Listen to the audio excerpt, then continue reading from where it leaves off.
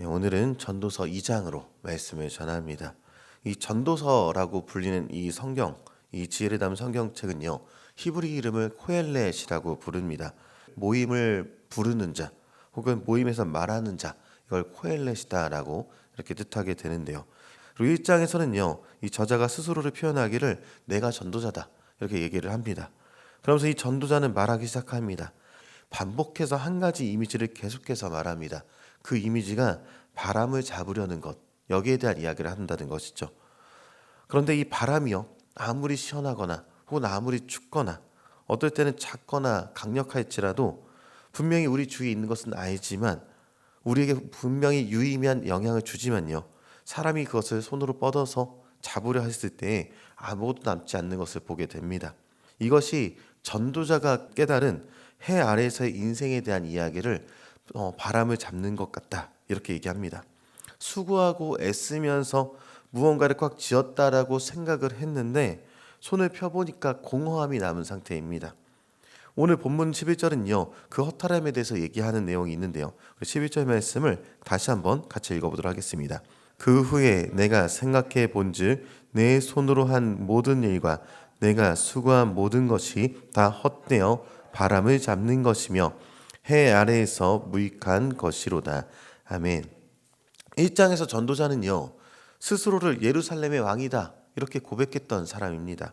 그리고 오늘 본문 전도서 2장의 앞부분을 보면요, 이 고백을 하는 전도자가 결코 모든 것을 잃어서 허망한 사람은 아니다라는 것을 알 수 있죠.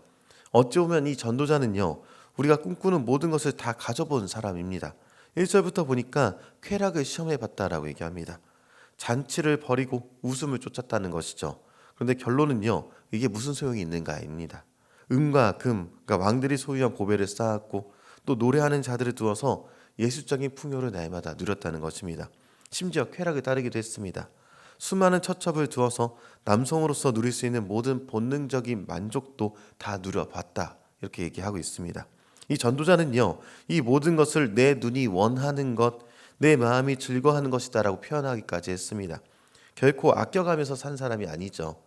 극단적으로 모든 것을 누려본 끝에, 그 끝에 이르러서 다 헛되어서 바람 잡는 것이다, 이런 이야기를 하고 있는 것입니다.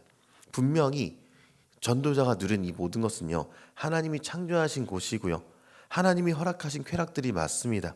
그런데 사람은 왜 이렇게 허무함에 빠지게 된 것일까? 성경은 이에 대해서 곳곳에서 가르쳐주고 있는데 그 중에서 예레미야를 좀 찾아보면요, 2장 13절에 보니까 하나님은 이스라엘 죄악을 지적하시면서 하신 말씀이 있습니다. 잠시 읽어드리겠습니다.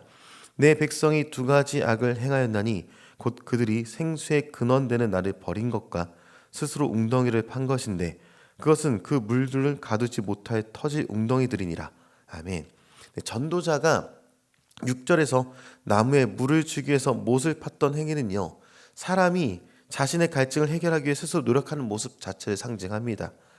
그런데 하나님이 없는 모든 인간의 노력은요, 어쩌면 이 터진 웅덩이와 같다 이렇게 여겨집니다. 아무리 많은 돈을 쏟아붓고요, 아무리 높은 권력을 채워 넣어도요, 그 밑바닥이 터져 있기 때문에 결국 말라버린다라는 것이죠. 재벌 2세들이요, 남부럴 것 없는 배경 속에서도 마약이나 일탈에 빠지는 뉴스들을 보게 됩니다. 그런데 대중들이 이 뉴스를 볼 때요, 납득하면서도 분노합니다. 한편으로 납득하는 것이 좀 재밌죠. 아, 저렇게 다 가져도 속이 텅 비었구나. 이게 바로 해 아래 사는 인간의 실존적인 문제이지 않나, 이런 생각까지 들게 되는 것입니다. 그러면 이 허무함의 굴레에서 우리 인간들은요, 어떻게 벗어날 수 있을까를 고민해 보게 되는 것이죠. 이 전도서의 바람을 잡는 것 같다, 이 탄식, 그리고 아까 말씀드렸던 예레미야의 터진 웅덩이가 유의미해지려면요, 우리 그리스도인들은 당연히 예수님을 통해서 그 의미를 채워 넣어야 되겠죠. 요한복음 4장에는요, 남편을 5이나 갈아치우면서 자신의 목마름을 해결해 보려 했었던 사마리아 여인이 그 모습 그대로 나타나는 것이죠. 이 여인 역시요, 전도자처럼 사람과 사랑이라는 바람을 잡으려고 애썼던 사람이 바로 이 사마리아 여인입니다. 이런 이 여인에게 예수님이 찾아가셔서 선포하셨죠. 요한복음 4장 13절 14절 말씀인데요, 제가 잠시 읽어드리겠습니다. 예수께서 대답하여 이르시되 이 물을 마시는 자마다 다시 목마르려니와 내가 주는 물을 마시는 자는 영원히 목마르지 아니하리니 내가 주는 물은 그 속에서 영생하도록 솟아나는 샘물이 되리라. 아멘. 이 전도사가 말하는 모든 헛된 것들은요, 다시 목마르게 하는 물들입니다. 마실 때는 시원한 것 같지만, 갈증을 해결한 것처럼 느껴지지만, 마시고 나면 더 큰 갈증을 일으켜 세웁니다. 그런데 예수님은요, 우리 영혼의 밑바닥, 그 터진 웅덩이를 수리하시는 분이 아니라 우리 안에 직접 들어오셔서 끊임없이 솟아나는 이 생수의 근원이 되어주신다. 이것을 얘기하고 계십니다. 현대인들이 겪는 우울과 불안이요, 끝없는 비교의식, 그리고 이 번아웃은요, 어쩌면 바람 잡으려는 손을 아직 놓지 못했기 때문에 일어나는 것은 아닌가 생각이 듭니다.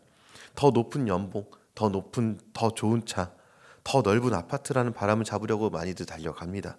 그런데 이것을 손에 잡았다라고 여기는 그 순간 이 손가락 사이로 빠져나가는 바람들을 느낄 만큼 허무함을 느끼게 된다는 것이죠.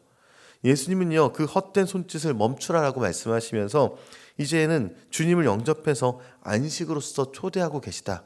이것을 얘기하는 것입니다. 이 전도서 2장의 결론은요, 인생이 무의미하니 막 살자라는 허무주의를 말하지 않습니다. 오히려 해 아래의 삶이 무의미함을, 그 한계가 명확하니 해 위에 계신 하나님을 바라보라. 이것을 강력하게 요청하고 있다는 것입니다. 우리가 오늘 하루 살아갈 때 두 가지를 기억하시기를 바라는데요. 세상의 성취에 일희일비하지 않게 되길 바랍니다. 어차피 바람과 같습니다. 있으면 시원하지만 잡을 수는 없다라는 것이죠. 내가 이룬 성공이 영원할 줄 알지만 자만하지 말라, 이렇게 얘기하고 있고요. 내가 겪는 실패가 내 존재의 끝이다라고 낙심하지 말라는 것입니다. 둘 다 바람처럼 지나가는 일들입니다. 그렇기 때문에 당연히 우리는요, 영원한 가치에 뿌리를 내리고 살아갈 수 있어야 한다. 이것을 얘기하고 있다는 것이죠. 사도 바울은요, 빌립보서 3장에서 자신이 가졌던 모든 화려한 스펙을요, 배설물로 여긴다. 이렇게 얘기를 합니다. 그 이유가 무엇인가 봤더니 예수를 아는 지식이 가장 고귀하기 때문이다. 이렇게까지 얘기를 하는 것입니다. 바람을 잡으려던 손을 펴서 이제는 우리 주 예수님을 온전히 붙잡게 되길 바랍니다. 세상은 끊임없이 우리에게 더 많이 잡아야 행복하다라고 말을 합니다. 그러나 성경은요, 주님 한 분만으로 만족해야 된다, 충분하다, 이것을 얘기하고 있다는 것이죠. 그래서 오늘 우리가 이 하루를 살아가시게 될 때요, 바람을 잡으려 지쳐버린 우리의 손을 주님 앞에 내어놓으시기 바랍니다. 그리고 해 아래 헛된 수고를 넘어서서 예수님 안에서 발견하는 이 영원한 의미에 대해서, 주님께서 주시는 그 생수의 근원에 대해서 오늘 계속해서 기억하시면서 우리의 삶이 그 생수로 가득하게 되기를 주님의 이름으로 축원합니다.